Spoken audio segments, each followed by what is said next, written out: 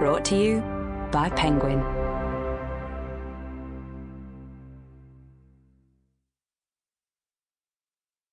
The Racer by David Millar. Read by John Sackville. To all my boys, I raced to impress you, I raced to beat you, I raced for you. That is, until my two favourite boys came on the scene. Archibald Ignacy and Harvey Nicolau. You never knew. This book is for you. We are not now that strength which in old days moved earth and heaven. That which we are, we are. One equal temper of heroic hearts, made weak by time and fate, but strong in will to strive, to seek, to find, and not to yield. Ulysses, Lord Alfred Tennyson. Nobody grows old merely by living a number of years. We grow old by deserting our ideals. Years may wrinkle the skin, but to give up enthusiasm wrinkles the soul. Youth, Samuel Ullman. The Racer. There's something very strange about a last race with your friends. I don't know if there's an ideal scenario. Vomiting all over yourself and being dropped certainly doesn't sound like it would be the one, yet maybe it is. It's fairly representative of what most of it has been like. Christian van der Velde, Dave Zabriskie and I had raced together over a period of 14 years, which, in the grand scheme of things, is not so much. Yet for us, it has been a lifetime.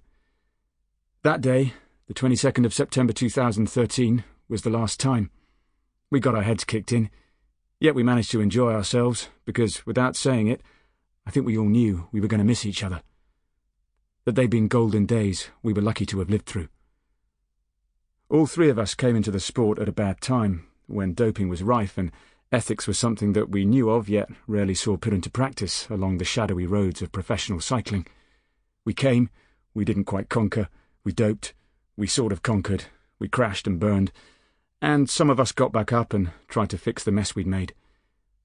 It was a common narrative, although the actions and consequences were different for each of us, and, sadly, there is enough collateral damage to haunt the sport for many years to come. We know a lot about that time now. I've written about it, and so have many others. I want to write something else, a book that years from now my children can read and see what it was like, what their dad actually did all those years ago, the racer he was. But not only that, I want my friends from this generation to have something that will remind us of who we were. There was more to it than doping.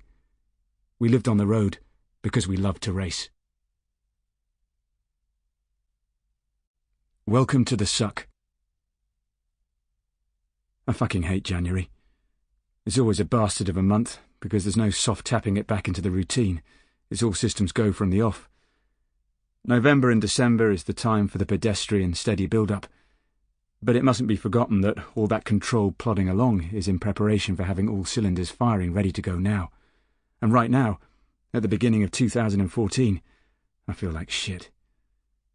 Christmas and New Year and then my birthday on the 4th of January is the worst trifecta possible for staying in shape.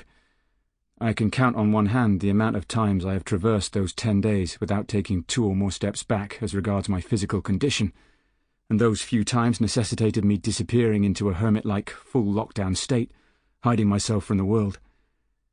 I had hoped this year would be better. It was the last one I had to get through after all. Alas, no. We ended up having the whole family over and then friends for New Year. It was lovely for my normal human beingness, yet not exactly ideal for the weakened pro-cyclist within me. I managed to keep riding through the whole period, which, I have to admit, I was impressed with. Unfortunately, I lost any sense of routine in the process. I'd used up so much willpower trying to keep myself in check that, come January, when I really needed it, I was spent. This was not good. I think this is the same for everybody.